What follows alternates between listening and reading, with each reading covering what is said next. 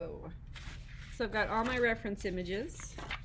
I've got my original sketch drawing, reminding you of my theme. I'm doing sort of a mother goddess nature figure holding a baby. She's sitting on a chair, which you can't really see because it's underneath her. I'm going to be building a slab form here, and then there's going to be a baby sitting on her lap. Big sequoia trees kind of as the back of the chair, and then foxes as the armrests of the chair. So, and I've got all my notes here to help me. A next step to this, which I encourage you guys to do, is make a plan or a plot out how you. I hate that I can't show you things drawn on white paper. Let me see if I could tilt it a certain way.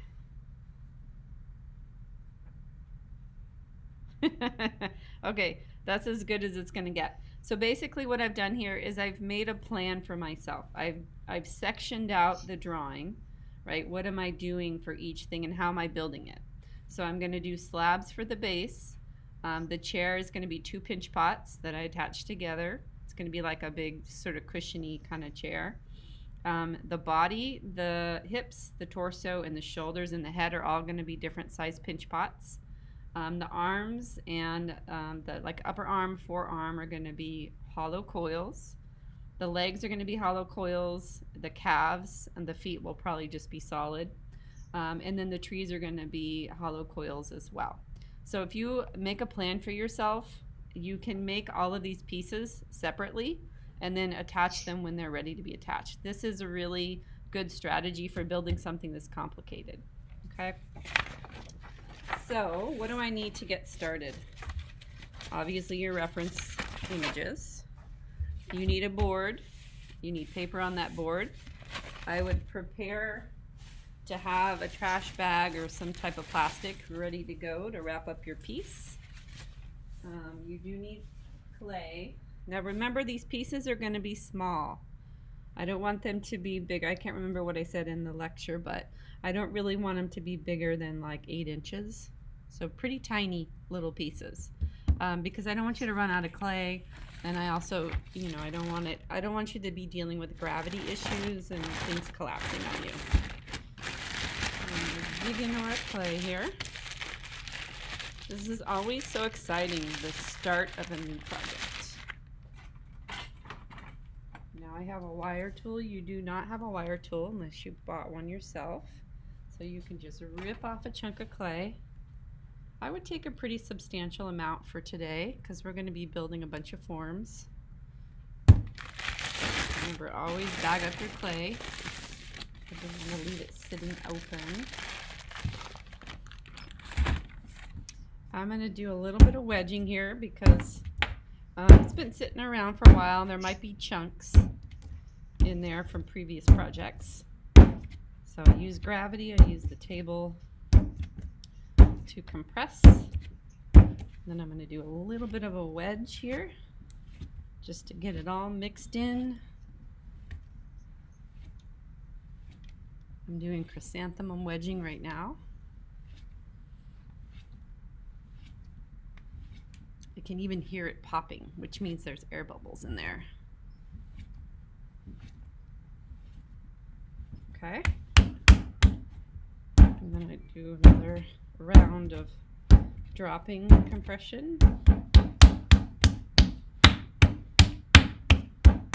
Okay. What tools will I need? Well, you guys, you don't have too many. I like this one. This is one I use all the time. Of course, you're going to need your fork. Some type of pokey tool. Needle tool's good. I have my wooden knife tool here. Ruler is fun for slab stuff. Rolling pin. You guys have your loop tool.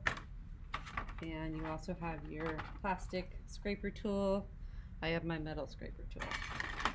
Everyone should have a pumpkin carving knife at some point, right? Those are probably already been dug out, ready to go. So, what am I going to make first? I'm going to make the slab first, and then the slab has to have supports on it because just rolling out a really thin slab and then building a bunch of stuff on top of it, typically the slab can break. So you want your base, your slab base, to be pretty sturdy and maybe even have a little bit of structure inside of it. So let me grab a Sharpie and show you what I mean by that. I'm not going to use that. So I have this slab form here. I'm probably going to build a little bit of a coil foot on it, and then this is all going to be kind of negative space in here. But because I have such a large open space here, if I put all the weight of the figure on top of it, it's going to collapse. So I probably need to put a coil on the inside that holds the weight and the support of the figure that I'm going to put on top. Okay, now remember, this is a very tiny piece, so I'm going to cut off just a section of this for my slab, re-wedge it. Before I roll it out, I'm going to kind of compress it, roll it on the table, get all those cracks out. If you guys have any questions along the way, just use your voice, because I'm not monitoring the chat right now. Okay. Make a pancake. Now, let me warn you that it is really easy to double the size of your piece by accident. It just happens to almost everybody I know. So just remind yourself constantly, I am making a small figure.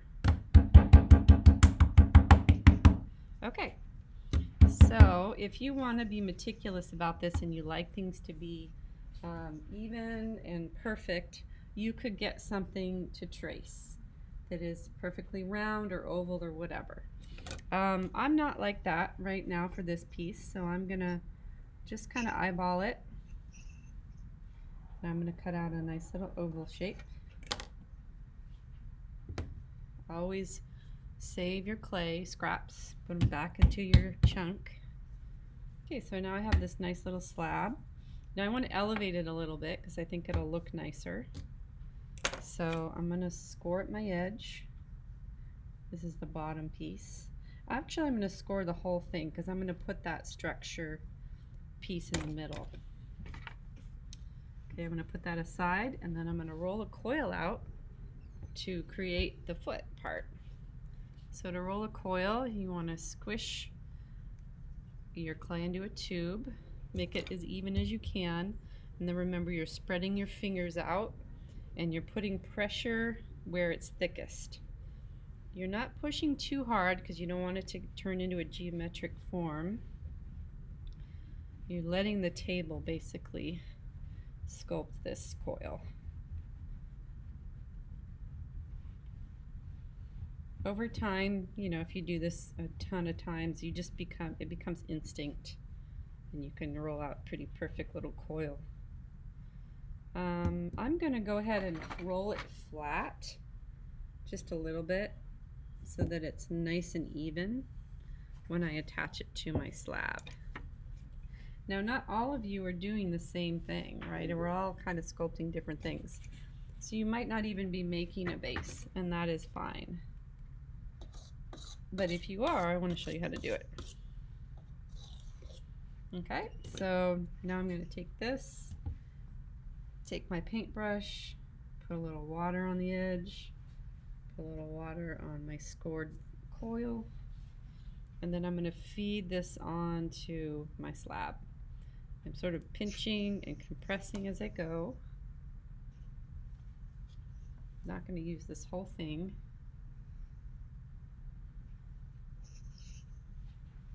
I can hear, I don't know who it is because I can't look right now, but I can hear somebody's mic is on. It's like a rustling, sniffling noise or something. Okay, so as I attach this piece here, I might want to put a little water in there. And I'm really gonna squish those two seams together. Okay, so that's not the only thing I need to do. I'm going to move it so it doesn't stick too much. So I'm going to take a tool. You could use your finger if you don't have a tool. You could go through and attach it. So I'm going to show you what I'm doing here. See those finger marks? I'm actually scraping that seam closed. If you have a tool, you could use a tool. I always prefer tools because I think they're more efficient. And you can put a lot more pressure on a tool and get more pressure from the tool than your finger because it's about leverage, right? If I have my hand on the end of this stick and I'm pushing, I'm creating more pressure than if I were just sticking my fingertip in there. Now you also have to close this seam as well. So you want to just go through. You can use your tool. I use the tool and the rib. I like to close the seam first by dragging the clay over it. And then I go back in with my rib tool and I really scrape. You come up with these strategies, right? You know, if I do this and this, then I never have a crack. And if you work long enough with these strategies that you kind of come up with yourself, eventually you don't have problems because you've figured out, well, this is what I need to do to avoid cracking. I seal it with a tool and then I scrape. Now remember, this is stage one. I'm going to talk about this because this is a question in one of your checkouts this week. Stage one is wet clay. We're only dealing with the form in this stage. We're not doing any detail work. We're not really worried yet about, you know, if it looks like it's what it's supposed to look like yet. We're just worried about form and structure, right? The attachment of it. Okay, so now I need to put that coil on the inside that we were talking about for structural support. So I'm just going to do the same thing I did on the outside. I'm going to just go around. And I like to teach you this at the beginning, that the underside of your sculpture matters. If you pick up any professionally done sculpture that's in any museum or gallery, it looks good on the bottom too. Not that I'm encouraging you to go into a gallery and lift up sculptures, but they, you know, artists really, you tend to the whole thing. It's a craft, right? And the structure and the building of it matters. Okay, now I'm using the tool to really scrape up and seal the seam on both sides.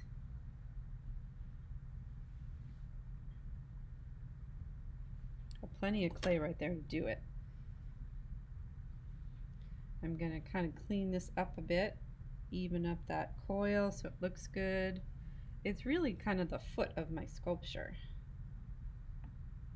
so I want it to look good. I could go into with a paddle and kind of like even it up so it sits on the table nice and flat. For now, that's good. I might turn this over eventually, maybe before I put the figure on it, and really clean it up. Like spend some more time making it look nicer. But for now, that's fine. Okay, so now I have this beautiful little, cute little base. All right, this is sort of the platform for my figure. I'm going to set that aside on my board, and I'm going to cover it up because I don't want it to dry out yet. So I'm going to build all of these things at once, and I'm going to keep them all the same dryness, and then I'm going to dry them intentionally so that I can build with them. Okay, so what is next on my little sketch here? I'm going to make the chair, which is 2 pinch pots. So I'm going to do a quick Sharpie outline of what the chair is going to look like. So this is exactly how you built your heart, right? You made 2 pinch pots and you attached them, and then you paddled it into the form that you want. So let's do that. Actually, I need my base so I can see how big to make the chair. So I'm going to do a quick little sketch of how big this is going to be. Now remember, whatever you're putting on your sculpture, you have to kind of adjust the size of your figure based off of what else is happening. You know, I've got these giant sequoia trees in the background that are going to take up some height. So my figure can't be 8 inches tall, or my sculpture is going to be 12 inches tall.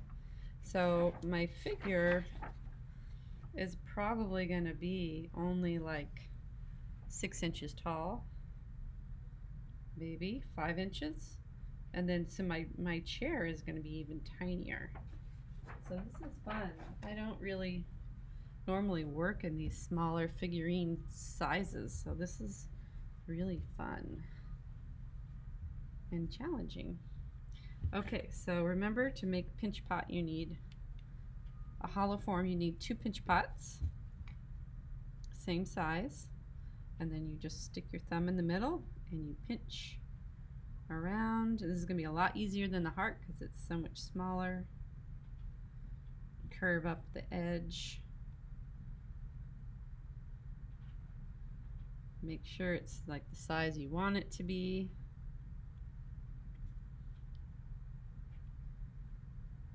Super easy to make all these forms. So as you guys are working today, you know, you're probably gonna be working pretty quickly. Okay, make sure that they're the same size when you attach.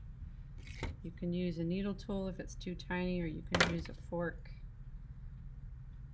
I'm going to use the needle tool because it's pretty small. Just putting it kind of in my hand here to hold and support the rim.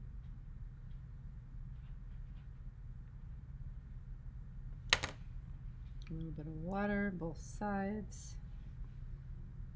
Line it up.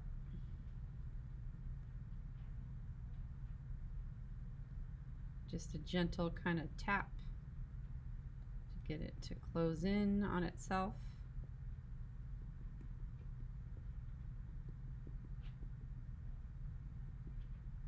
I'm going to hold it in my palm and I'm going to scrape with my finger, close that seam, really scrape, move that clay.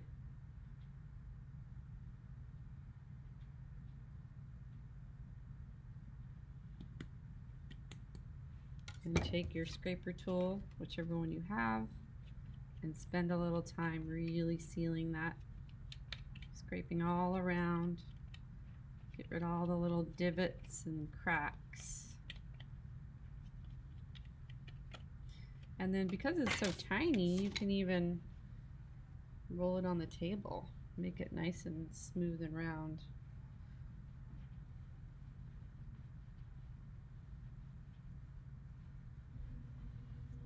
Remembering too, later on you have to poke a hole in this so it doesn't explode. Okay, so there's my chair. I'm not going to squish it yet. I think that I want to wait till I build the body to see how the weight of the body kind of squishes the chair. I'm not really, I think I decided to put, I'm trying to look at my design here. Oh, the feet of the chair were going to be little mushrooms. But you know what, I'm not going to make those yet. I think I'll make those afterwards. Because they're so tiny, they're probably going to dry out quick. So I'm going to make the bigger things first. Okay, so I've got the chair. I'm going to do this as quick as I can. I want you guys to see the whole thing. Okay, so now I have the hips, the torso. This is the important part. I really want you guys to watch me build the figure. This is the figure. 1, 2, 3, 4 pinch pots, or 1, 2, 3, 4 hollow forms made out of pinch pots. So there's seams here, and then these are rolled coils. The arms, the forearms, the legs, calves, feet can be solid, and then the trees are going to be hollow tubes. Make a plan. All right, so hips. I want the hips to be a little bigger actually than the chair. So she looks like she's sort of larger than life. She's kind of pressing down on the weight of her body is pressing down on the chair. You can get super creative with this, like maybe my chair looks like clouds or something. Maybe I build a couple more little poofy shapes outside of that, and she looks like she's sitting on a cloud. Like, go fantastical with it, you know, get creative. So if I want her hips to be bigger than the chair, then my pinch pots need to be bigger than the chair. Okay, that looks pretty good. That one's a little bigger. All right. You do not need to work as fast as I'm working. I'm working fast so that I can show you.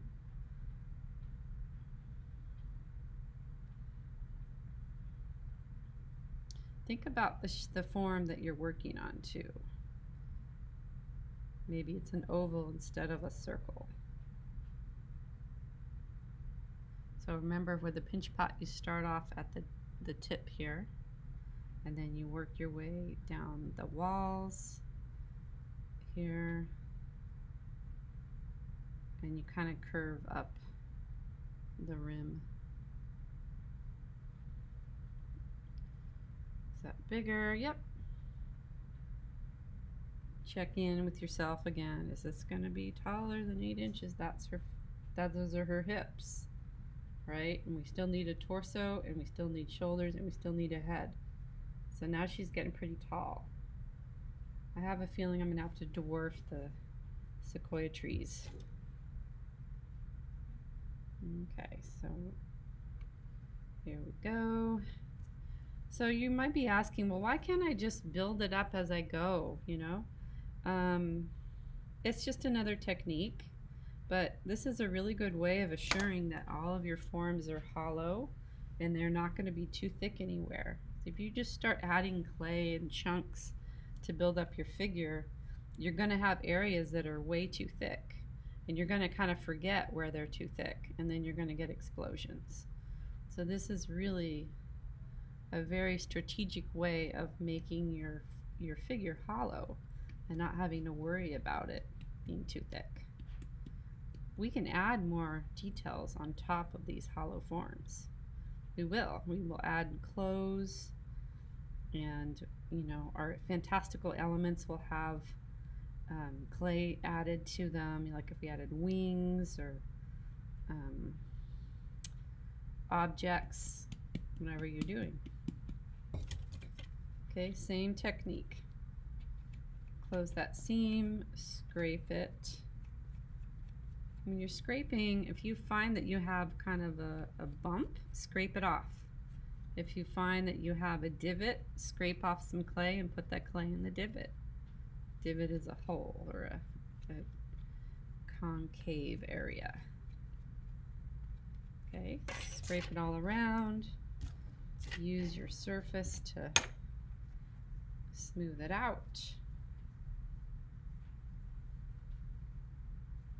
So guys, at this point, I want you to start working, but please keep watching my demo. I want to give you some work time, but I also want you to have the knowledge to make these. Okay, so those are her hips. Now I'm still not going to squish them too much because I want to have all the parts before I really form it, but this is what I have so far. Okay, I'm going to make her torso kind of squat. In fact, you know what I'm going to do? I'm going to compress her torso and her shoulders into one form. Probably about this big. So maybe the size of the chair.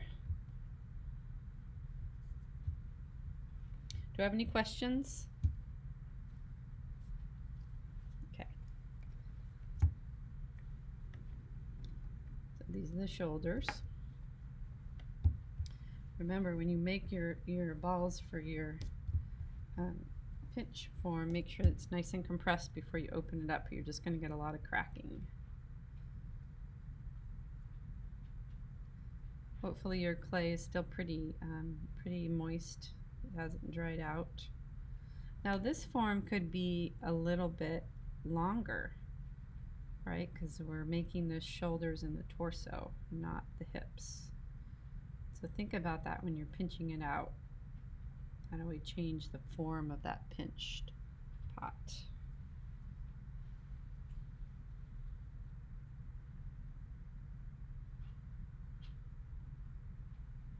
always feels good to get your hands back in the clay. And remember, you can paddle this into whatever form you want when you're done pinching it out and attaching it.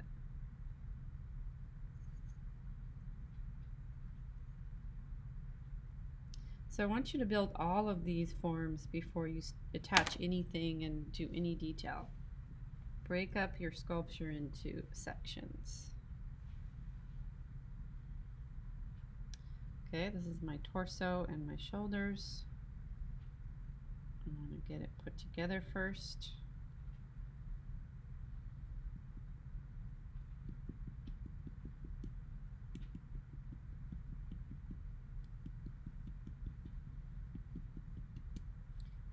Scrape that seam closed.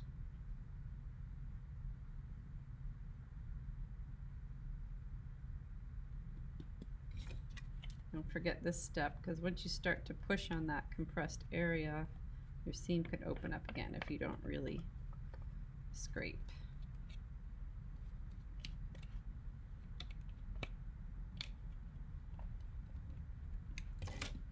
Okay, and I'm going to maybe roll it this way to make it longer. Maybe tap on this so it's more squared off. So you've got much more squared form here. See how quickly this is happening? This is her waist. Let's see if I could turn it. This is the chair. These are her hips. This is her waist. This is like where her belly button's going to be. And this is sort of like her shoulders. So I might want to square these off and maybe even pinch them out a little bit. We haven't made the neck yet, so we're just dealing with or the breasts or anything like that. We're just working on basic form here. Okay, so you can kind of see that figure taking shape. All right, so now I need the head and the neck. So how do I make the neck? Well, the neck, I think you should make a hollow coil for the neck. So reminding you how to do that, you have a very thick coil here, preferably round. And you take a paintbrush or a pencil or anything round and you thread that through the center of your coil and then you roll it out a little bit so it's hollow. Not too much for this because this is the neck. I'm going to put that up there, you can see here. And then you want to kind of slice it off where you want it to end and have to open that up again.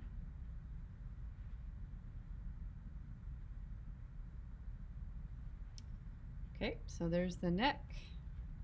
For now, it's fine. You don't have to worry about any details. Okay, now we make the head. The head is going to be much less clay for the pinch pot, like 2 tiny little pieces here. Same technique, everything's hollow.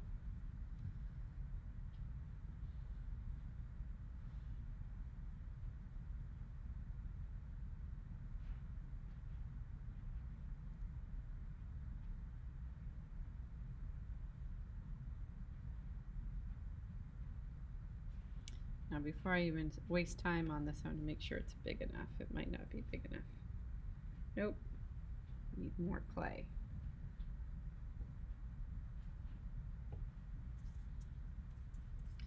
You know, and you can dig into your resources a little bit more. Like when I get to the stage of like sculpting her face and adding the features, I might want to pull up an image of a face that I really like, that I think suits my character, and really study that face and the features and how am I going to sculpt that on the face. In fact, I will do that when we're at that stage for this sculpture. I will find a picture of a face that I think suits it. There we go. That's much better.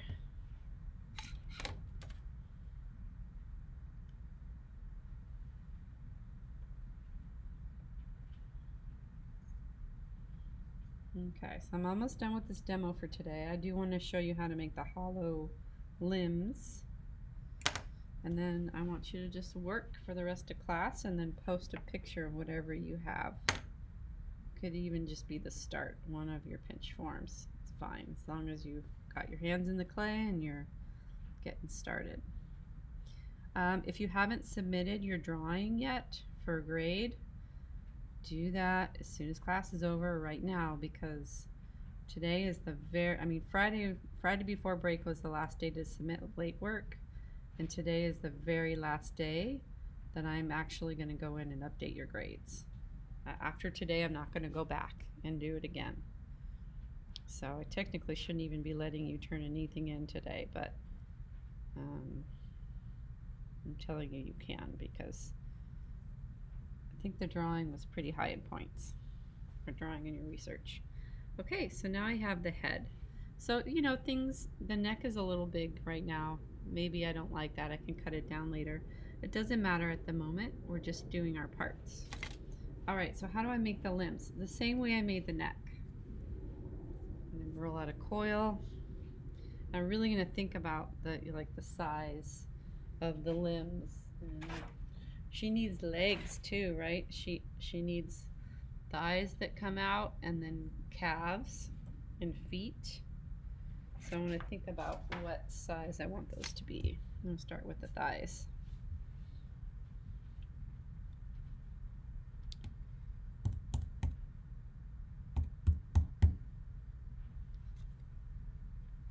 Again, I'm going to thread that paintbrush or that pencil through the middle. Go slow so you can try to make sure it comes out in the middle. And then I'm going to just roll it a little bit. I don't want to roll it too much because I want a little clay in there, and I'm going to show you why in a sec. So now I have a hollow form here. I'm going to slice this in half. Miss Graninger, is it possible we could see it from the front? Yeah. Can you see it? Okay. Yes, thank you. You're welcome. So these are the thighs. So what I'm going to do now, because you know your thighs are not the same thickness all the way down to your knee. They're thicker at the base where they attach to your hips. So I'm going to go in and I'm going to pinch this part wider. That's why I didn't want you to roll it out too thin, because you're going to need that clay to make this part wider. Right? So that's going to attach. So if I pull this off, you can see these are the hips, and I'm going to attach this thigh right there. Not going to do it yet. I'm just making my pieces. Reminding you too that keeping these moist and the same dryness is really important. Okay, you guys, this is a little bit more of an advanced technique where you're building all the parts and then you're putting them together. In order to put them together, they all have to be the same consistency and dryness. So reminding you too that in a hollow closed form that has thick walls takes longer to dry than a thinner walled open form, because the air can get in there and dry things out faster. So you will need to put maybe a little bit of water on these and wrap them up individually. You know, you're learning as you're working with clay how to manage the dryness of all of your pieces. Like if these dry out and they're leather hard or they're bone, you know, close to bone dry, and you try to attach it to a wet ball, it's going to crack because this has already shrunk and this has not. So, and if you don't, you know, if you don't believe me, and you still try to do it, the nature of the clay will teach you. It really will. So you have to, you know, just heed my warning on that, because it will happen. Okay, so those are my thighs, and then I would make the calves the same way. Oh, I'm attaching it to the wrong ball there. That was the seat. These are her hips. Okay, so those are her hips, and then her feet are going to have to rest on the slab.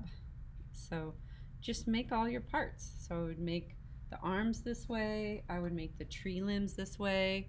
I would make the foxes this way, or whatever animal you're adding, I would make the same way, a hollow body, hollow head, and then I would add all the features of the fox later and put them on the side here. Okay, so let me try to show you what I have so far, and then I'm going to set you free. And I will continue to demonstrate this as we move forward. This is going to be a little challenging to show you. I won't show you the slab, but this is what I have so far. This is my figure so far, right? And that was 30 minutes of me working pretty quickly, but so it could take you guys about an hour to make all these forms, an hour, hour and a half, something like that. So we're going to be working on this today and Thursday in class. Okay, so go ahead and get started.